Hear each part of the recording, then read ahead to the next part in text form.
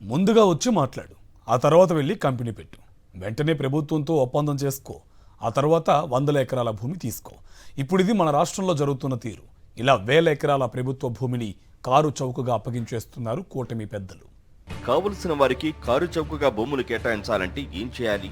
ముందుగా మంచి పేరున్న కంపెనీకి అలా కొంత భూమి కేటాయించి అదే మా పాలసీ అంటూ మన వాళ్లకు కట్టబెట్టేయడమే. ఇప్పుడు కూటమి సర్కార్ అమలు చేస్తున్నది ఇది. రాష్ట్ర పెట్టుబడుల సమావేశంలో ఐటీ కంపెనీలకు చౌకగా భూములు కేటాయించే అంశాన్ని పరిశీలించండి అని మంత్రి నారా లోకేష్ సీఎం చంద్రబాబుకు చెప్పడం, వెంటనే ఆయన ఆ విధంగా ఐటీ పాలసీని రూపొందించండి అంటూ అధికారులను ఆదేశించడం, ఆ పాలసీ రాకుండానే ఐటీ కంపెనీలకు 50 కోట్ల విలువ చేసే భూమిని 99 పైసలకే కేటాయిస్తూ మంత్రిమండలి ఆమోదించడం వెంటనే జరిగిపోయాయి. వాస్తవానికి భారీ లాభాలతో ఉన్న టీసీఎస్ కంపెనీ చౌకగా భూములు కేటాయించండి అని అడగనే లేదు. అయినా విశాఖ ఐటీ హిల్ నంబర్ 3లో 21.16 ఎకరాలను ఎకరా 99 పైసలకే టీసీఎస్ కు కేటాయిస్తూ మంత్రిమండలి నిర్ణయం తీసుకుంది. అంతర్జాతీయంగా మంచి పేరున్న టీసీఎస్ కి చౌకగా భూములు కేటాయించినా ఎవరూ ఏమీ అనరు అన్నది ప్రభుత్వ ఆలోచన. అయితే ఇక్కడే ఉంది అసలు సిసలైన గిమ్మిక్కు.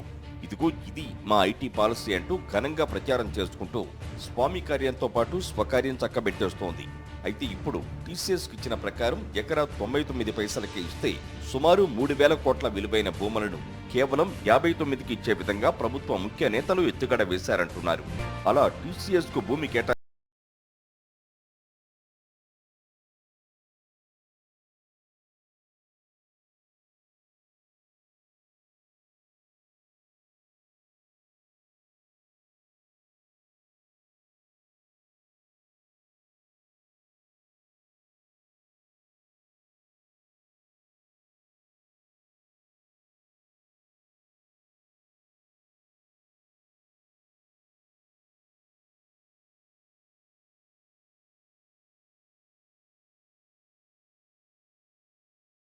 ఖరీదైన భూములు కేటాయిస్తుండటంపై పలు అనుమానాలు రేకెత్తుతున్నాయి.